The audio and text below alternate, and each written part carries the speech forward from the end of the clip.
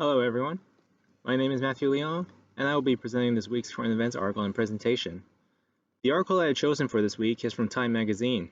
It is called, "The Great Resignation is finally getting companies to take burnout seriously. Is it enough?" COVID-19 has not only hit our economy and society hard, but also just about every country in the world. Many jobs have been lost since people cannot physically come to work or not enough customers show up to businesses to provide a profit. Some businesses and jobs were fortunate enough to be able to telework from home and come into work a few days a week, but even that is only so effective.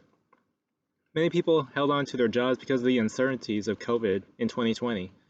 But as the pandemic is starting to wind down and vaccines and mask mandates are coming into place, it has also exposed how bad our work culture actually is.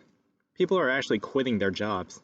In fact, every month from April 2021 to August 2021 saw 2.5% of Americans quitting their jobs, with over 4 million people quitting in August 2021 alone.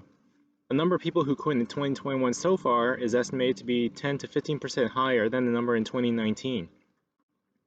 We're seeing the effects of that today in our economies. Many companies are experiencing labor shortages, supply chains are slowing down with ships being unable to dock and unload their cargo at ports. For a while, companies have been trying to appease workers by trying to prevent them from leaving and offering sign-on bonuses.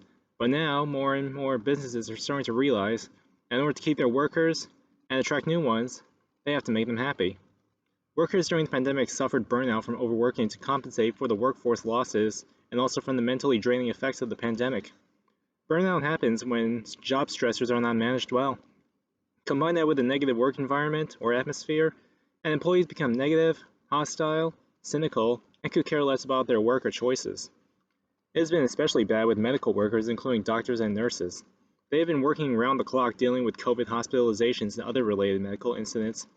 Before the pandemic, 35 to 54% of doctors and nurses were burned out and exhausted. That number jumped to 76% in September 2020. Trends like this are present in just about all professions as of late.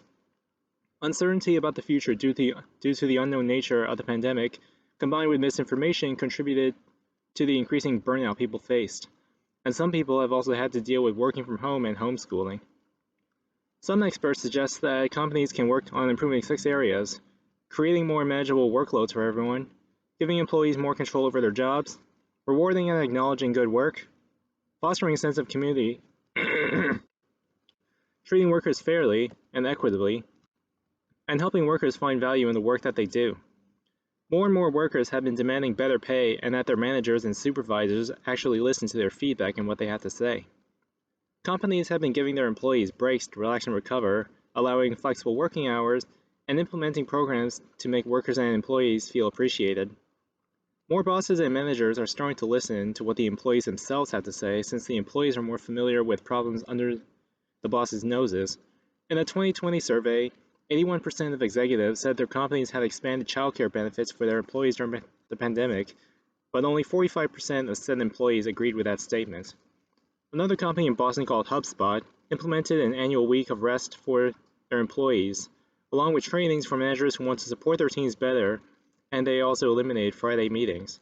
But anonymous employees for HubSpot don't think this is enough and call it a hollow gesture and a band-aid.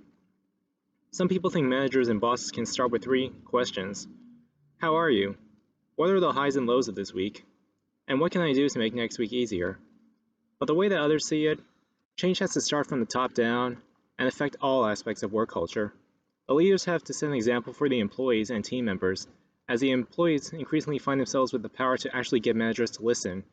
Fewer meetings, more flexible working hours, and shifting responsibilities are some changes that could help find employees in a better situation without having to go through the trouble of leaving their job and finding a new one. So to conclude my presentation, I have 3 questions for all of you. First, how have you observed the effects of the Great Resignation affecting your local areas, or even your friends and family? Second, do you foresee companies and leaders improving anytime soon, or do you think that this trend of supervisors and managers being out of touch with their employees' needs will still continue on for a long time? Finally, if you were managing a business during a pandemic like this, what would you change in order to keep your employees and attract new employees that want to stay with the company? Thank you all for listening, and I can't wait to see what you guys have to say.